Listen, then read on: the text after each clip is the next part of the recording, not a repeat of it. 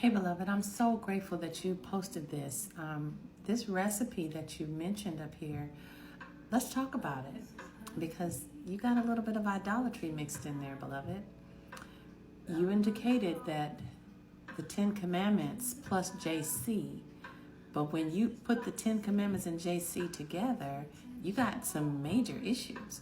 The very first command is that we don't put any other mighty one. We don't lift the name of any other mighty one. JC could have never been his name. There was no J in the language until 1,500 years later. Christos is a Greek term. The disciples didn't speak, read, teach, or visit Greece. They didn't write in Greek. So that name that you listed there is not the name of our Father, and it's not the name of the Son. Imagine that. So the 10 commandments that you listed there, the third commandment says that we are not to bring his name to nothing. We've learned that his name is Yahuwah. That's the ancient Paleo-Hebrew name for our Father.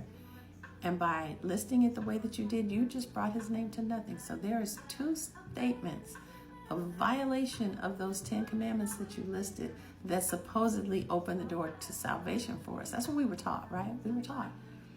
Me too, for 50 plus years, I believed what you wrote right there. But a year and a half ago, the Father had me study a different path and realize that we don't know his name.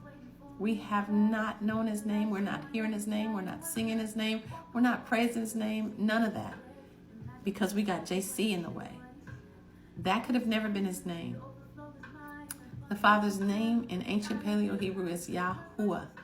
The name of the Son is Yahusha, and the Father's name is in his name. The name of the people are the Yahudim. The name of the tribe is Yahudah. Yahu is in all their names. Many of the prophets carry the name Yahu in their name also, which is why their names had to be changed, which is how we get all those J names. I invite you to study with us, beloved, because I know your heart is in the right place. You want to be following the Father. You want to be honoring his word and doing what he's commanded us to do. But in calling on JC, you are in violation of the first and the third commands.